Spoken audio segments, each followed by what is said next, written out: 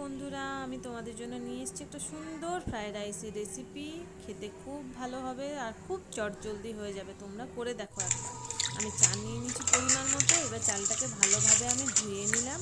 ধুয়ে নেওয়ার পর আমি চালটাকে ঝরতে দিয়ে দেবো ভালোভাবে। জলটা ভালোভাবে ঝরে গেলে আমি একটা পাত্রে জল বসিয়ে দিয়েছি। একটু বেশি করে জলটা নেব। জলটা দেওয়ার পর আমি তার মধ্যে দিয়ে দিলাম কয়েকটা তেজপাতা, দারচিনি, এলাচ আর লবঙ্গ।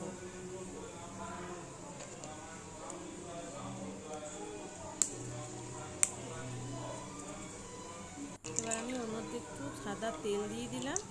সাদা তেলটা দিলে ভাতগুলো এর গায়ে ওর গায়ে লেগে যাবে না, বেশ ঝরঝরে হবে। আর একটু পরিমাণ মতো নুন দিয়ে দিলাম। নুনটা তোমরা তোমাদের পছন্দ মতো দিতে পারো। এবার জলটা গরম হয়ে গেলে সেই জলের মধ্যে আমি ধুয়ে রাখা চালগুলো দিয়ে দেব।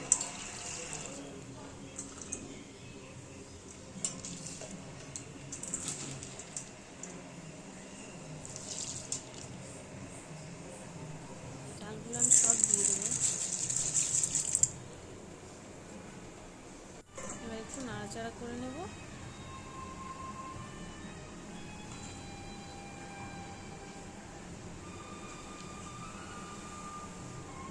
আমি একটু পরে দেখাচ্ছি তোমাদেরকে। দেখো ভাতটা প্রায় হয়ে এসছে আমার। আমি এবার এটা একটু শক্ত শক্ত রাখবে, ঠিক আছে? এবার এটাকে আমি ঝেড়ে নিয়ে ভালোভাবে ওই পাত্রের মধ্যে রেখে দিলাম, একটু যেমন জল না থাকে। এরপর আমি জলটা ঝরে যাওয়ার পর আমি এগুলোকে থালাতে ভালোভাবে মেলে দিয়েছি যাতে শুকিয়ে যায় ভালোভাবে।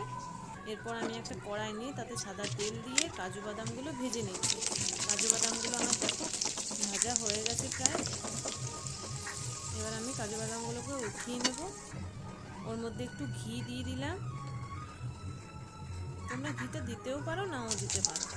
এটা একটু সাদা আমি জিরে দিয়ে দিয়েছি। আর ভেজিটেবলসগুলো দিয়ে দেবো, গাজর, ক্যাপসিকাম, বিনস, তোমরা যা যা দিতে পারো দিতে পারো। আমি দিয়ে দেবো একটু একটা কাঁচা লঙ্কা আর একটু নুন দিয়ে সেদ্ধ হওয়ার জন্য। দেখো আমার সেদ্ধ হয়ে গেছে।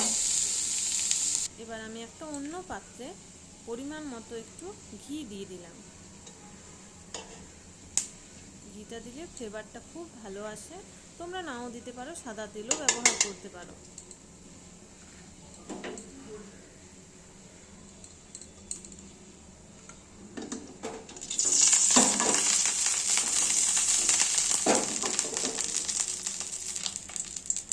এবার আমি ভাতের চালগুলো এটাতে দিয়ে দেবো।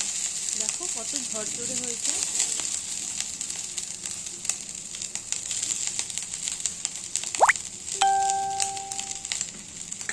চালগুলো আমি সব দিয়ে দেবো এতে।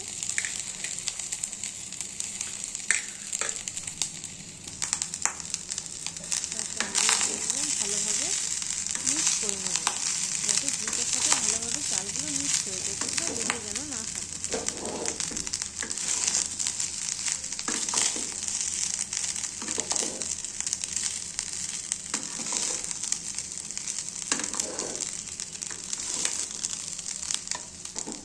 আমার মিক্স করা হয়ে গেছে। এরপর আমি ভেজিটেবলসগুলো দিয়ে দেবো। কাজু, কিশমিশ দিয়ে দিলাম। এবার আমি ভালোভাবে নাড়াচাড়া করে এগুলোকে মিক্স করে নেব। লো ফ্লেমে রাখবো কিন্তু, ঠিক আছে? যাতে গায়ে গায়ে লেগে না যায়। ভালোভাবে মিক্স করে নেব। এবার আমি পরিমাণ মতো এতে চিনি দিয়ে দিলাম। তোমরা যেরকম মিষ্টি খাও সেরকম করেই চিনিটা দিতে পারো, যে যেরকমভাবে মিষ্টি খাও। আমি একটু বেশি দিয়েছি।